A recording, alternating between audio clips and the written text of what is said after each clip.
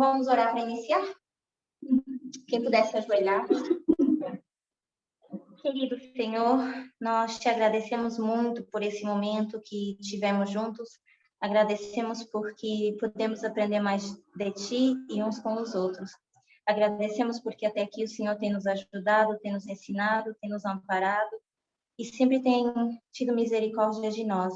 Mesmo quando a gente quer fugir do Senhor, o Senhor tem sempre corrido atrás do teu povo, dado chance atrás de chance, perdoando todos os nossos pecados. Nós te agradecemos por tudo quanto o Senhor faz por nós e pedimos a companhia dos teus santos anjos ao nosso redor. Que as nossas mentes e corações possam estar abertas ao entendimento da tua palavra e que em tudo que nós façamos ou digamos possamos honrar e glorificar o teu nome. Tudo agradecemos e pedimos em nome de Jesus. Amém. Então, vamos lá. Como sempre, eu vou abrir o meu chat aqui, porque eu gosto que todo mundo contribua com comentários, gosto que todo mundo possa participar junto. Então, quem quiser estar com as câmeras abertas também no Zoom, né? Vocês podem abrir as câmeras, fiquem à vontade para participar, eu gosto de ver todo mundo aqui participando. Então, vamos lá. Vou só recapitular, fazer assim, um brevíssimo apanhado daquilo que nós estivemos fazendo até aqui. E vamos, então, responder as nossas 3 perguntas. Quais eram as nossas 3 perguntas? Quem lembra? De onde vem a lei dominical? Quem iria aplicar ela e, se possivelmente, vai existir ou não uma lei dominical. A gente já conseguiu chegar a uma resposta. O que é a lei dominical? Feminismo radical. Agora a gente precisa ver de onde vem essa lei dominical. Será que a gente já consegue responder de onde vem essa lei dominical? Porque a gente sempre diz que é uma junção de igreja e Estado. Será que a gente consegue ver alguma junção de igreja e Estado quando a gente fala que o nosso teste da lei dominical é esse feminismo radical? A gente vê alguma coisa de junção de igreja e Estado aqui? A gente não vê essa junção de igreja e Estado. Então, eu acho que pouco a pouco a gente já começa a conseguir responder a essas nossas perguntas, né? Peraí, deixa eu fechar o chat aqui. Então, vamos lá. Na nossa última palestra, o que a gente fez? Nós estávamos falando, né, já vimos falando desde ontem, dessa transição que nós fizemos da direita para a esquerda, o porquê de termos feito essa transição, né? E nós mostramos o conflito que tem surgido quando as pessoas acreditam que a mensagem que está sendo pregada atualmente é uma mensagem de liberdade e não conseguem enxergar que existe uma diferença entre a liberdade e aquilo que é a igualdade. Então, pelas pessoas no movimento não conseguirem enxergar essa diferença de o que traz a liberdade, de onde ela vem também, de onde ela originou, e não conseguirem enxergar essa transição da direita para a esquerda, as pessoas começaram nessa prática liberal, indo para um posicionamento também de que a gente chama de libertarianismo, o que a gente também já consegue associar a um ateísmo. Então, todas essas práticas, elas vêm da direita. A direita, quando a gente fala e diz que a direita é conservadora, ela pode ser conservadora, mas ela é conservadora em quê? Alguns valores tradicionais. Eu acho que eu mencionei no estudo anterior que seria um pouco hipócrita a gente dizer que eles querem preservar valores religiosos, porque o que eles, na verdade, estão olhando é mais para práticas morais, a moralidade do povo, né? E quando a gente pensa, por exemplo, nos Estados Unidos, os Estados Unidos sempre achavam que tinham castigos vindos de Deus porque o povo deixava de cumprir com a moralidade. Nunca ninguém se preocupava com a guarda do sábado, por exemplo, nada disso. Para eles, uma transgressão de lei seria a imoralidade que era praticada entre o povo nos Estados Unidos, né? Hoje, a gente enxergando melhor isso, a gente consegue ver que aquilo que eles chamam de imoralidade é o que a gente chama de minorias que precisam ser defendidas através da mensagem de igualdade. Depois a gente falou desse conceito em que as pessoas recebem a luz no movimento é uma luz que ela está em grande proporção quando ela começa e que é bem aceite pelas pessoas no início, porque as pessoas começam, ao invés de ouvir igualdade, estão ouvindo liberdade. Então, começam a querer praticar essa liberdade nas suas vidas. E uma vez que elas avançam para a formalização da mensagem e começam a se questionar por que, na verdade, não é liberdade e é igualdade, elas começam, já estão tão enraizadas numa prática aqui, que elas não querem deixar essa prática da liberdade para passar a viver o que a gente chama de igualdade. Então, cada vez mais as pessoas vão tirando apenas aquilo que lhes convém da mensagem e, com essa própria conveniência para as suas vidas, elas colocam no seu coração ou em prática apenas aquilo que elas querem. Só que é uma prática superficial, não é uma prática palpável, que você consiga enxergar. São apenas palavras. E palavras sem ato não é nada. Então, você até pode dizer que você ama toda essa mensagem aqui, mas se você não conseguir colocar isso em prática, isso aqui não te serve de nada. Porque se você entende tudo isso aqui como sendo isso, então não te vale de nada nem dizer que você é do movimento. Porque para ser do movimento, você precisa de uma participação ativa. Você precisa aceitar a mensagem. Você precisa aceitar de onde está vindo essa mensagem. Você não pode dizer assim, eu aceito a mensagem, mas não aceito os líderes. Eles são muito autoritários. Eu coloco eles numa categoria de autoritarianismo.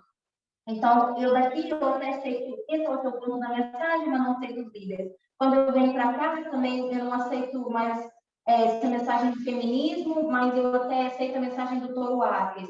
Então, a gente não pode ficar escolhendo as proporções que a gente aceita ou não aceita.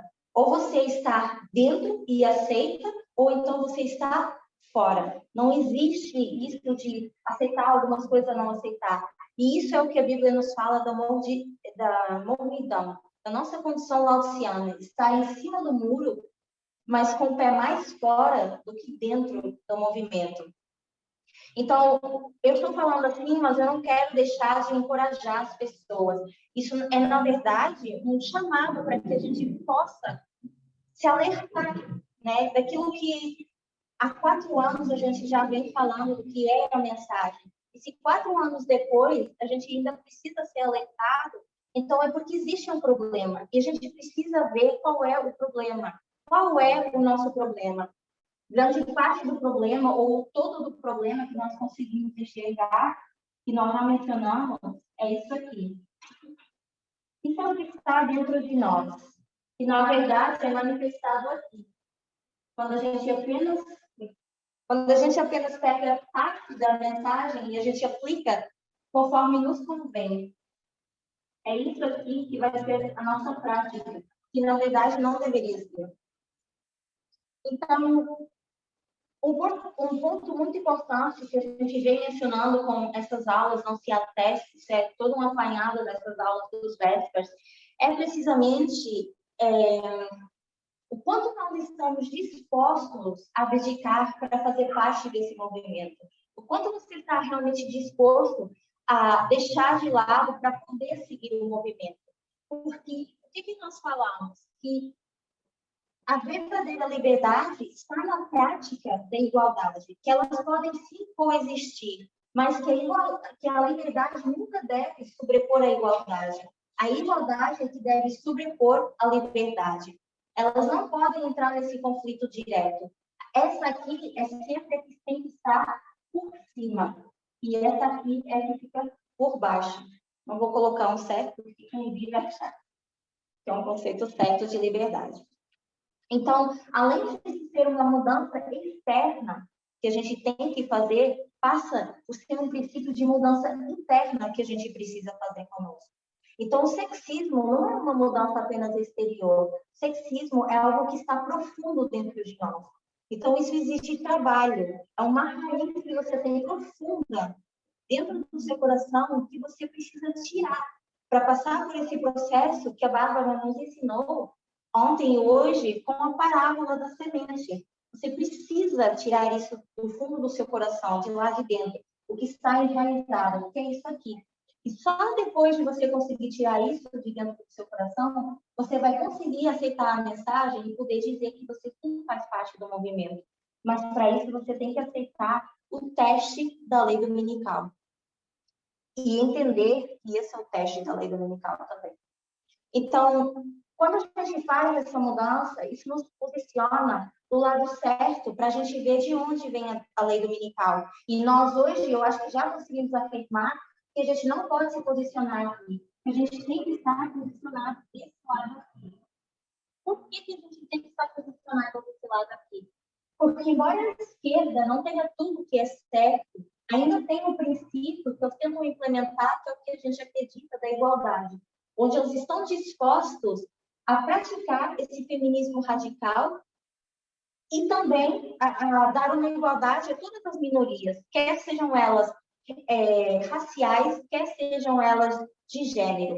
Então, é por isso que a gente se enquadra mais com a esquerda, porque elas aceitam essas minorias que precisam ser defendidas. E a gente precisa entender isso. Quando a gente fala dessas práticas da direita, quando a gente fala do conservadorismo, se a gente se mantiver desse lado aqui, a gente vai continuar esperando uma lei dominical e uma perseguição que nunca vem.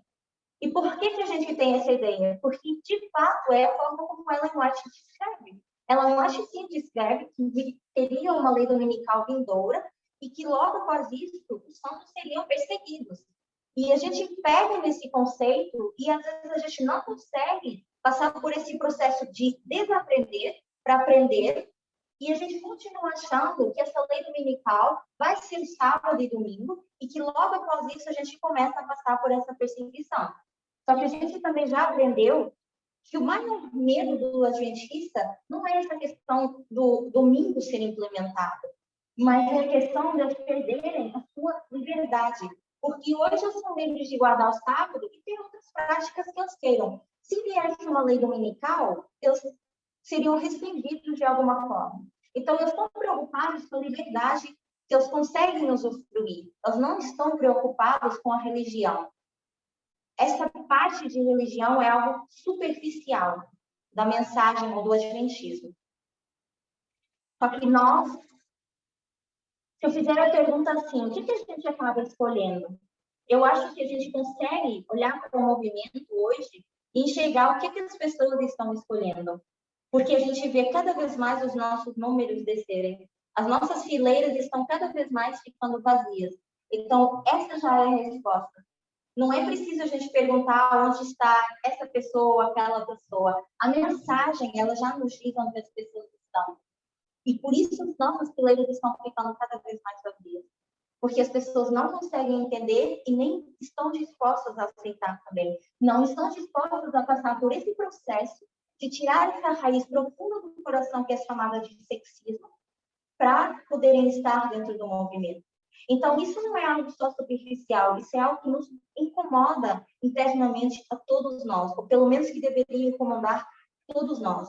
Nós deveríamos estar questionando onde é que ainda a gente tem esse sexismo, quer seja na nossa fala, nas nossas práticas, na nossa vida diária.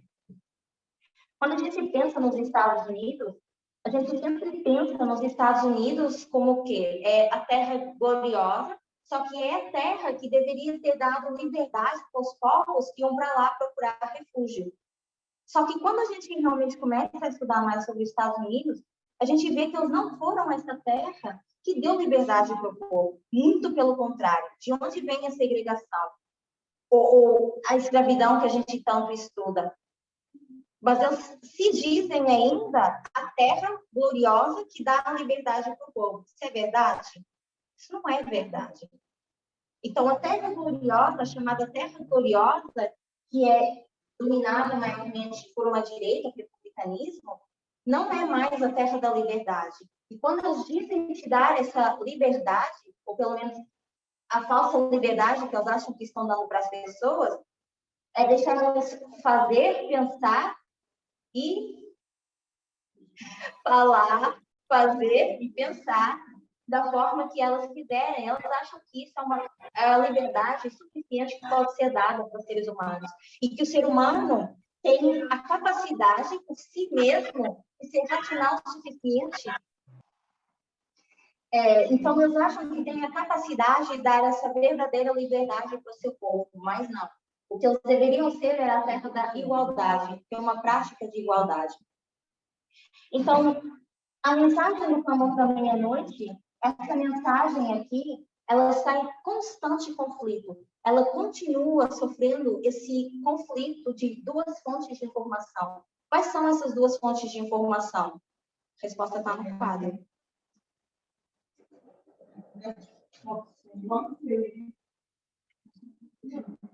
Sim, mas a gente... Onde fica cada uma delas? Isso. Então, a mensagem do clamor da meia-noite está sempre nesse conflito, que é a liberdade versus a igualdade, a direita versus a esquerda. Então, esse é o ataque que a mensagem do clamor da meia-noite tem sofrido.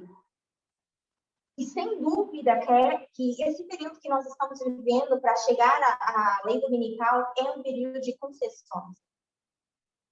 A gente vem falando muito das concessões. Quem é que está fazendo essas concessões? Quando a gente vai lá para Daniel 11, aqueles que cairão, esses muitos que cairão, são quem? São as pessoas que estão fazendo essas concessões. E quem são essas pessoas? Somos nós. Nós somos os conhecedores da verdade e nós somos os que estão fazendo essas concessões. Por isso que nós tiramos esse período da lei dominical e esses muitos que cairão somos nós. E nós achamos que esses muitos que cairão são aqueles que não saíram da igreja, que a gente foi lá chamar e que não saíram da igreja. Porque nada se aplica a nós, tudo se aplica aos outros. A gente nunca quer aplicar nada para nós, mas nós temos que enxergar isso como nós, movimento, que fomos os que foram chamados para levar essa mensagem aos próximos grupos, como a gente aprendeu na aula anterior. Então, as pessoas não podem continuar nessa prática de tirar da mensagem apenas aquilo que lhes convém, por interesse próprio. Então, o que eu tinha falado na última aula que a gente precisava? Eu falei que a gente precisava de uma mudança radical cultural, ou uma mudança cultural radical. Que era o que isso? Uma mudança de mentalidade. Por quê?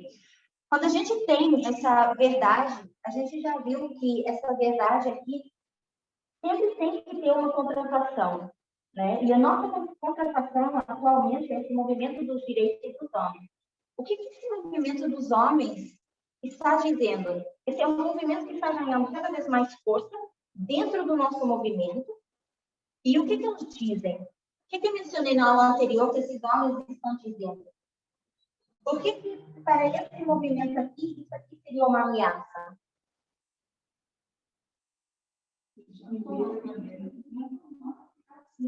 Eu tenho medo que isso aqui se inverta. Por quê? O que eu acho que isso poderia fazer com eles aqui? Se isso aqui se invertesse, se o feminismo ficasse por cima do movimento dos direitos dos homens, o que iria acontecer com os homens? Perder o quê?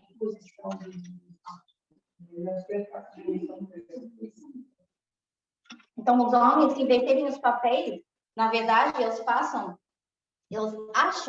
que eles passam a ser submissos ao feminismo radical. Então, eles não querem perder os direitos que eles têm de continuar nessa prática em que as mulheres têm que se submeter, as mulheres não podem ter os mesmos direitos iguais, e elas ficam no topo e a gente fica embaixo. Isso, para esse movimento dos direitos dos homens, isso aqui é o que é válido, é o que deveria ser. Só que alguns dos argumentos que usam esse movimento dos direitos dos homens até são argumentos bons, porque, de certa forma, quando a gente presta mais atenção assim de perto, eles até dizem que os homens sofrem por causa desses estereótipos que são colocados na sociedade, né? Quando a gente fala das questões de gênero. Ah, eu faço isso porque eu nunca fui ensinado, eu faço isso porque eu fui aprendendo com a minha mãe ou o meu pai, eu sou assim porque eu aprendi com essa sociedade sexista e tal, eu também mereço uma chance. Então, eles têm que ser argumentos, e quando eles dizem isso, Muitas pessoas falam assim, olha, de fato é verdade, porque a gente já sabe que esses papéis de gênero eles são definidos pela sociedade. Só que o que eles passam a fazer? Eles agora são as vítimas.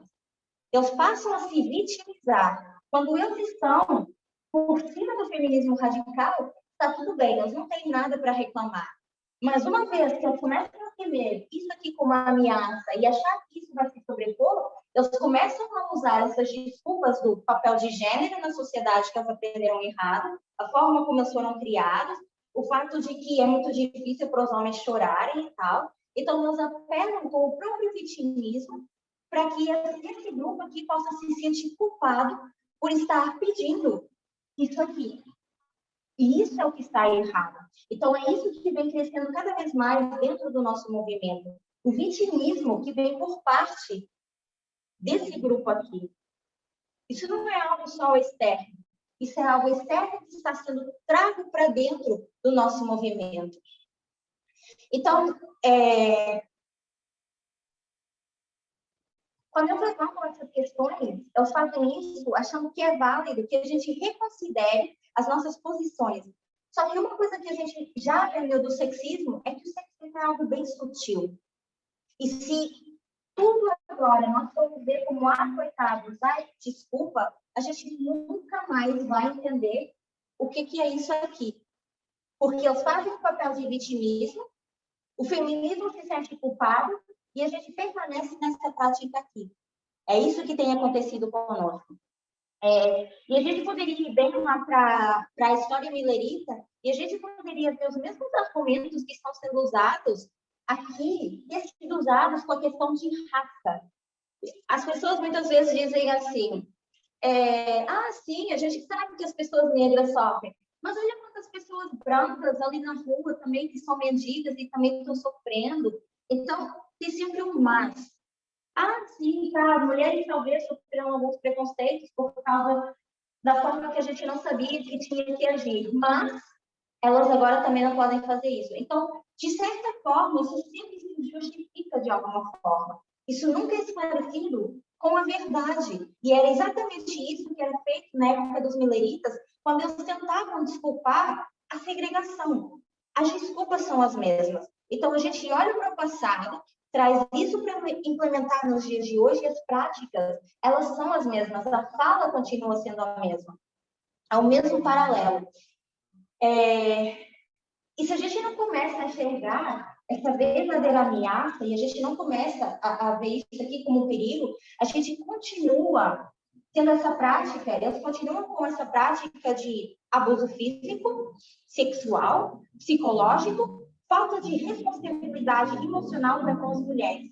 E isso é algo que é grave. Então, não é à toa que a gente tem essa mensagem como o nosso teste para a lei dominical. Se Deus nos deu esse teste para a lei dominical, é porque isso é importante. É porque para as minorias não é legal serem abusadas sexualmente. Não é legal você sofrer nem abuso físico nem sexual. Não é legal as pessoas terem falta de responsabilidade emocional com você. Isso é grave. Não é legal as pessoas abusarem da sua condição psicológica.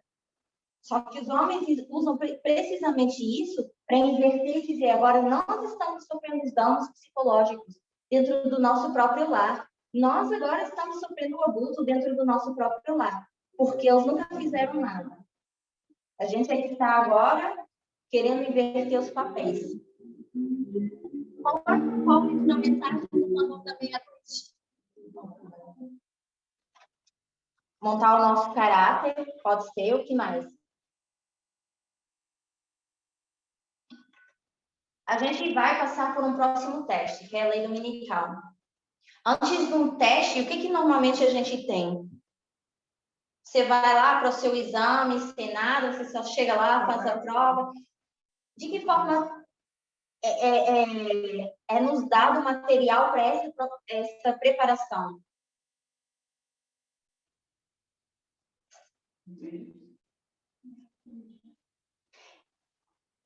Essa mensagem do Cronô da Meia-Noite, ela vem como uma advertência. Então, antes de você ter o seu teste, você tem uma advertência primeiro. É te dado todo o conhecimento com uma advertência para que você possa passar no seu teste. É para isso que serve a mensagem do Clamor da Meia-Noite, para ela acordar as pessoas que estão dormindo. Quando a gente vai lá para a parábola das 10 virgens, as 10 virgens, elas precisavam ter sido acordadas. Para quê? Para a lei dominical que viria, para esse próximo marco que viria. E era um teste que viria rapidamente. Quando a gente volta lá para essa parábola, elas tiveram que ser acordadas porque era um teste que viria rapidamente. Então, quando a gente vai para essa mensagem do Clamor da Meia-Noite, essa mensagem aqui começou a ser dada em 2018. Qual foi a reação do ancião Jeff quando essa mensagem começou a ser introduzida? Quem lembra? Ele rejeitou. E por que ele rejeitou? Ele não estava vendo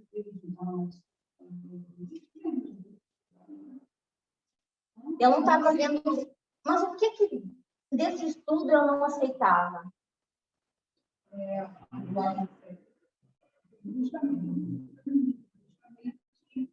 E a mulher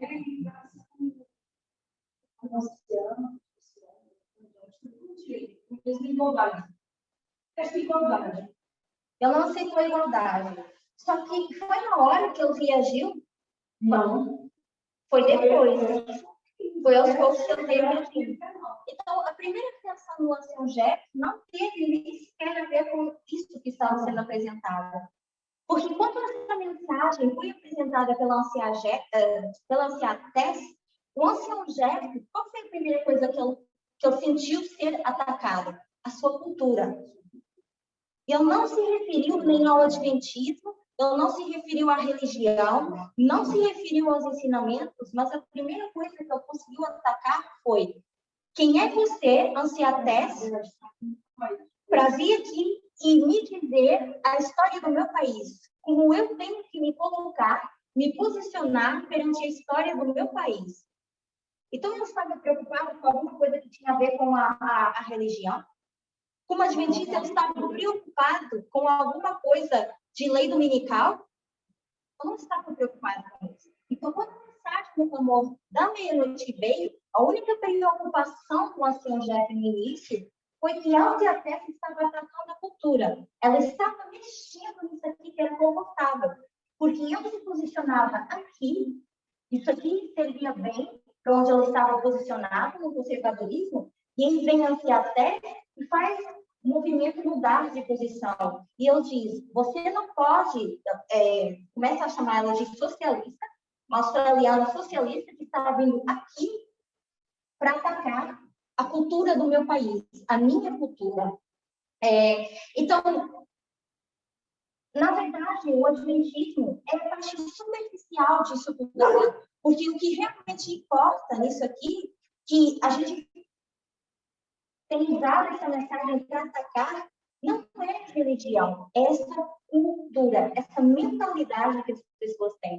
Então, o propósito de tudo isso aqui que nós falamos hoje, para a gente conseguir enxergar a lei dominical, isso tem a ver com um problema cultural. Então, essa mudança cultural radical que eu falei, essa mudança de mentalidade que a gente precisa, é precisamente isso. Ver que nós não estamos atacando essas crenças religiosas superficiais que as pessoas do movimento têm. Então, quando a gente começa a ver as pessoas do movimento a sair mais, não é porque elas se sentem atacadas religiosamente. O que elas sentem atacado é o que elas sempre tiveram. A liberdade de fazer, dizer, pensar conforme elas quiseram.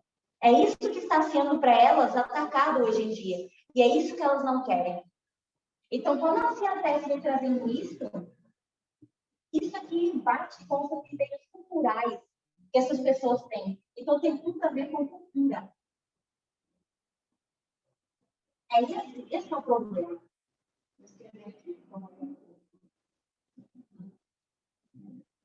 Então, o problema é um problema cultural.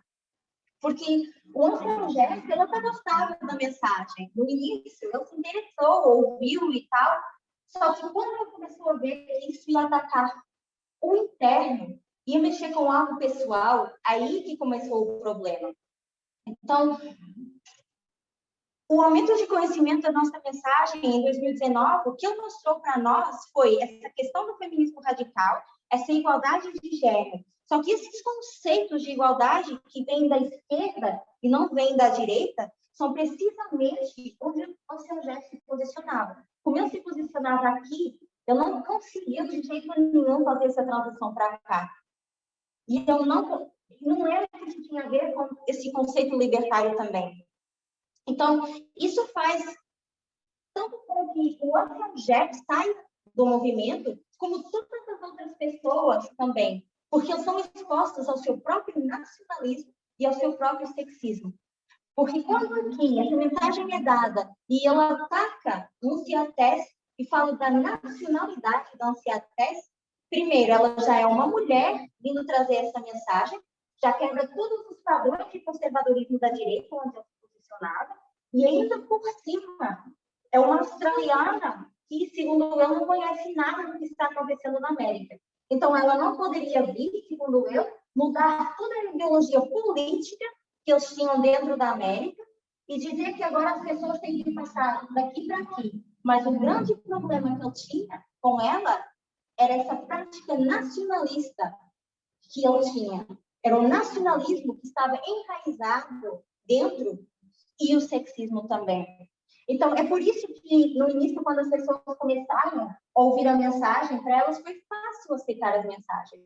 Porque elas acharam que, de forma de liberdade, a gente ia abraçar essa mensagem, que a gente daria mais liberdade às pessoas que estavam dentro do movimento e que a gente ia passar a lutar por as pessoas do mundo, ser ativistas com as pessoas do mundo e lutar por toda essa liberdade. Por isso que no início foi tão fácil estar aqui e aceitar toda essa mensagem, porque as pessoas realmente acharam que isso aqui era o que nós iríamos abraçar. Queríamos acabar com os votos batismais, os votos batismais não seriam mais necessários cumprir, e que agora a gente iria fazer uma transição, não da direita para a esquerda, mas que a gente se moveria um pouquinho mais para cá só. Então, iria do conservadorismo da direita para o liberalismo da direita. Então, as pessoas nunca saíram desse liberalismo daqui. Mas desse liberalismo daqui. Isso é o que está errado. Então, por isso que quando a gente questiona onde estão todas essas pessoas, elas estão aqui. Essas são as pessoas que dizem que fazem parte do movimento, que deveriam estar questionando se fazem ou não parte do movimento. Porque todas as outras pessoas que aceitam isso como teste da lei dominical, elas estão colocadas aqui. Se você está aqui, você tem que reconsiderar a sua posição. Porque para dizer que você faz parte desse movimento, você não pode pegar as mensagens das mensagens que são ensinadas. Então, você está ou você não está. Então, se o nosso grande problema aqui tivesse a ver com religião, as pessoas não precisariam se sentir atacadas dentro do movimento.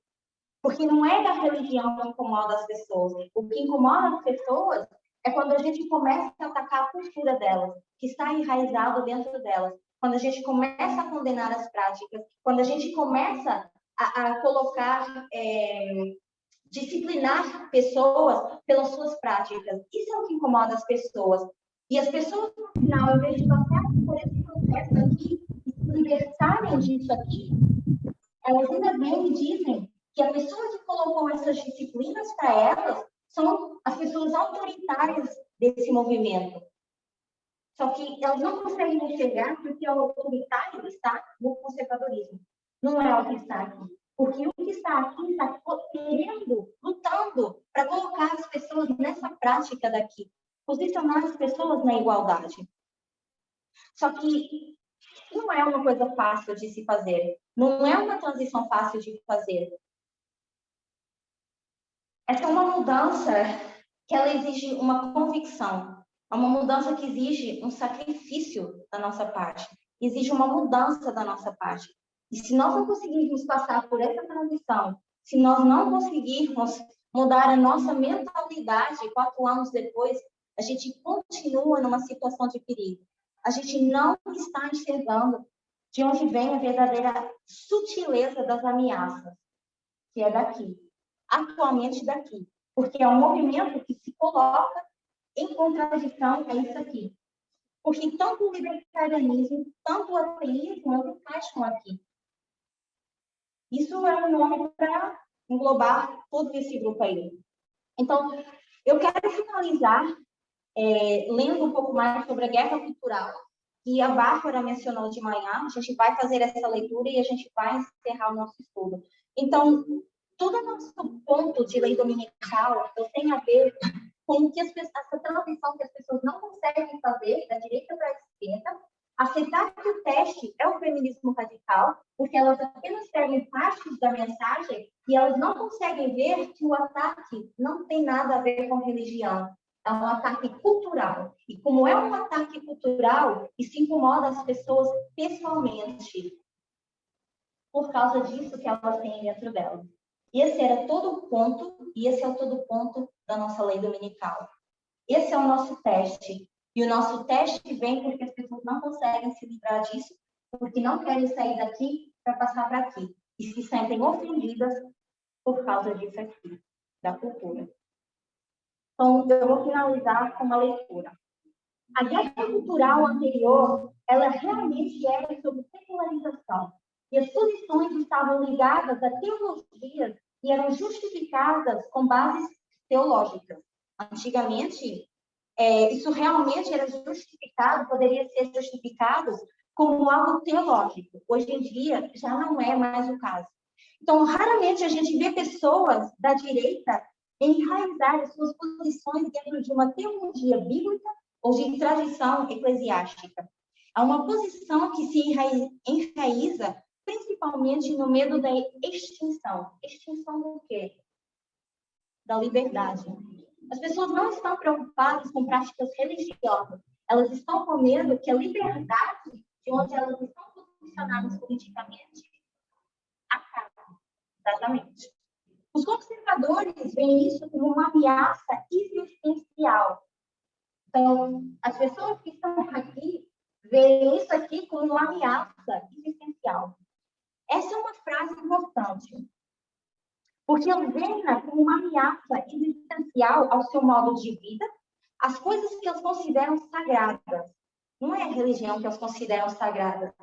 Isso é o que é o sagrado para essas pessoas. Por quê? Quando a gente vai ver a tradução dessa palavra, o que isso significa? A cultura, ela é igual ao que a gente chama de cultos. O que é culto? É um culto, uma adoração. Então, o que as pessoas elas estão adorando? Não é religião. As pessoas não estão adorando a religião. Estão adorando a sua própria cultura.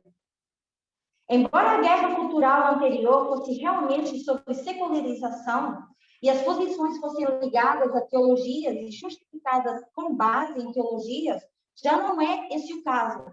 Raramente se vê pessoas na direita enraizar suas posições dentro de uma teologia bíblica ou tradição eclesiástica. A cultura, pela sua própria natureza, ela é hegemônica. Procura colonizar, procura envolver-se na sua totalidade. Então, como eu expliquei, a raiz da palavra, a cultura, ela vem do latim cultus, que é, sobretudo, que é sagrado para nós. Vou colocar também aqui, sagrado. E o que é sagrado para nós não é a nossa religião superficial. O que é sagrado para nós são as nossas crenças ideológicas da liberdade que a gente acha que pode viver. Então, o que para nós é sagrado tende a ser universalizante. A própria natureza do sagrado é que ela é especial e não pode ser abordada. Então, para as pessoas, isso aqui é o que é sagrado e que não deveria ser abordado. As pessoas dentro do movimento ainda continuam achando que elas não devem ser atacadas pessoalmente. A gente não deve mexer com isso aqui. Só que se a gente não mexer com isso aqui, se a gente não for à raiz do problema, se a gente não falar dessa mentalidade sexista, as pessoas vão continuar tendo essa prática aqui.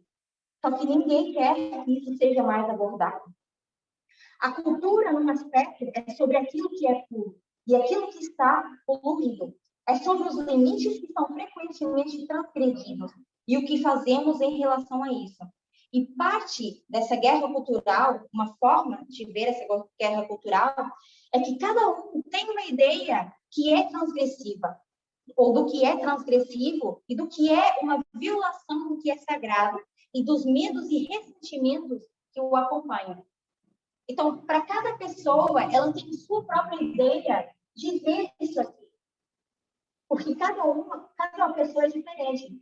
Vive e demonstra que está dentro de si de forma muito diferente.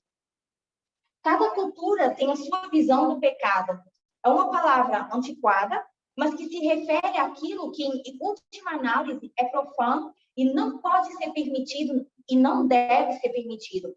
Então, compreender essas coisas que subscrevem a política, isso é o que nos ajuda a entender o que persiste hoje com relação à nossa mensagem.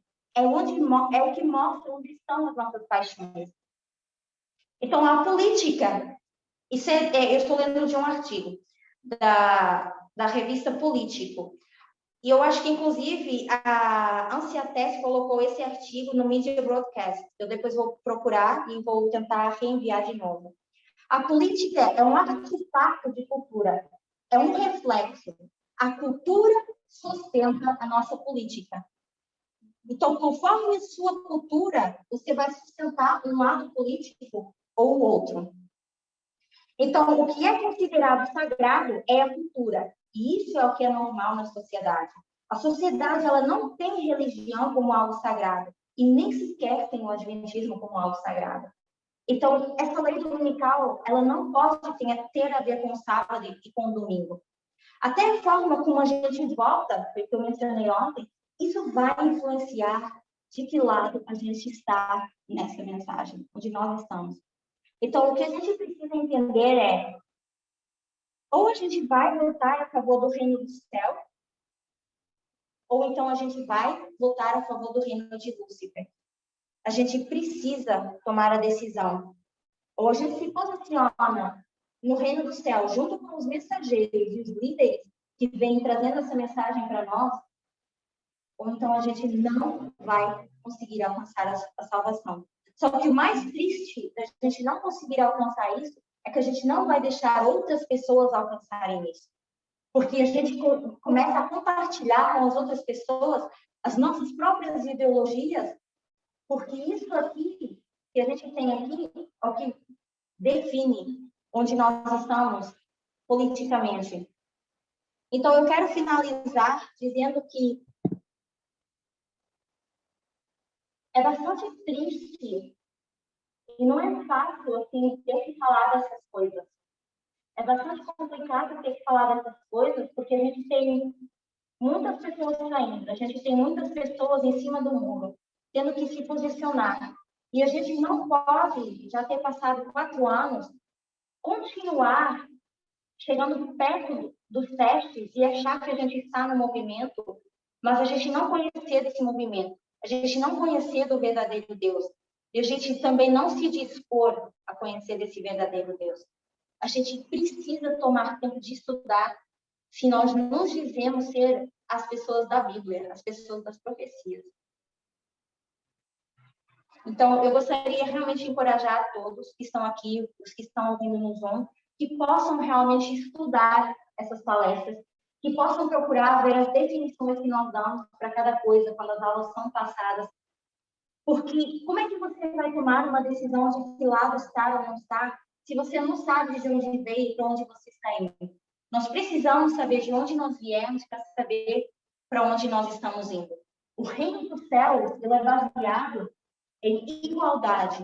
O reino do céu não é baseado no sexismo, não é baseado na liberdade. Isso não entra dentro do reino do céu.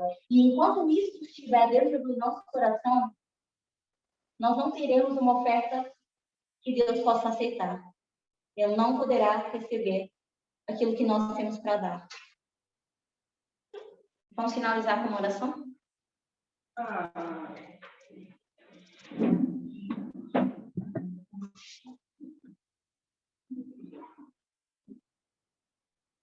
Querido Senhor, mais uma vez nós chegamos ao fim dos nossos estudos Agradecemos por tanto amor e tanto carinho que o Senhor tem por nós.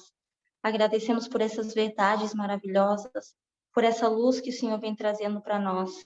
Agradecemos por essa mensagem do clamor da meia-noite e pelos anjos que o Senhor mandou para nós para compartilhar essa mensagem. Agradecemos especialmente pela mensagem do terceiro anjo, Senhor, pela mensagem da anciã Tess, que tem aberto muito a nossa mente, tem aberto grande parte dos corações. Nós pedimos a tua misericórdia, Senhor, para que, quando nós quisermos fugir de ti, que o Senhor sempre possa nos alcançar, que nós possamos permanecer do lado certo, Senhor, que nós possamos permanecer votando no partido político que irá nos levar até o céu, o partido político que corresponde com o reino de Deus. Nós pedimos perdão pelas nossas faltas, Senhor, e se até aqui temos te ofendido, pela nossa falta de busca, pela nossa falta de compreensão. Nós pedimos que o Senhor nos ajude, que nos fortaleça a cada dia, e que onde nós somos fracos, que o Senhor nos ajude a ser fortes, e que juntamente com o humano e o divino, nós possamos superar as nossas dificuldades e possamos nos preparar e enxergar qual é a verdadeira ameaça. Por tudo nós somos gratos, pedimos a tua bênção, por todos aqueles do movimento, aqueles que estão lutando e que estão permanecendo junto daquilo que é o feminismo radical. Tudo nós te agradecemos em nome e por amor de Jesus, humildemente. Amém.